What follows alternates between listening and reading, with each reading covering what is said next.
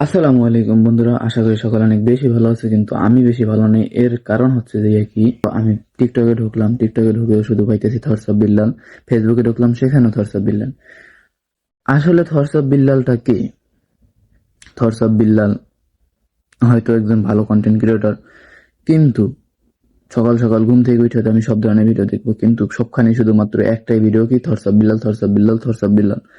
Thoughts of Billal শুনতে শুনতে আমি ক্লান্ত হয়ে গেছি। তারপর আমি কি করব, সার্চ দিলাম থটস অফ বিল্লালটাকে। তারপর দেখতে পেলাম যে ভালো একজন ক্রিয়েটর, যার ভিডিও আমি দেখি, তার ভিডিও দিয়ে আমিও ভিডিও করি, ঠিক আছে, সবকিছুই ভালো। তারপর তার ভিডিওতে আমি দেখতে পাই যে সে বলেছে লাস্ট 3 মাসে ইনকাম করেছে 44 লাখ টাকা। যা শুনে সবাই ভিডিও করতেছে।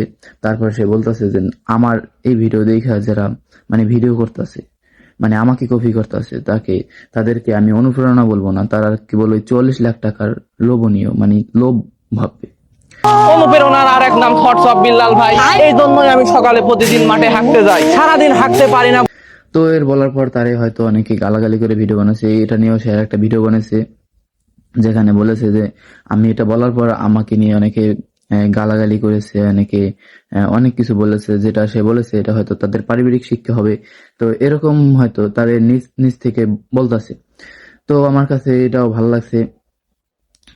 তবে যাই হোক, থটস অফ বিল্লাল একজন ভালো একজন কন্টেন্ট ক্রিয়েটর। তাকে আমরা যদি অনুপ্রেরণা হিসেবে নেই, তাহলে আমাদের উচিত হবে কি, আমাদের তাকে কপি না করে, কাউকে কপি না করে, আমাদের নিজের মতো থেকে কন্টেন্ট তৈরি করতে হবে।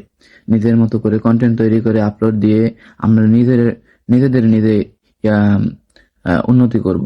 কাউকে কপি করে না, কাউকে বকা দিয়ে না, কাউকে গালাগালি করে না। এরকম করলে হয়তো নিজের পারিবারিক শিক্ষা, নিজের ব্যক্তিত্বই নষ্ট হবে। থটস অফ বিল্লাল নিজে কি বলেছে? অনুপ্রেরণার আরেক নাম থটস অফ বিল্লাল ভাই। ভাই কিন্তু কাউকে কপি করতে বলে নাই। 3 মাসের ইনকাম শুনে তুমিও যদি শুরু করো কন্টেন্ট ক্রিয়েশন, আমি এটাকে অনুপ্রেরণা বলবো না, এটা কেবল লোভনীয় মনোবাসন।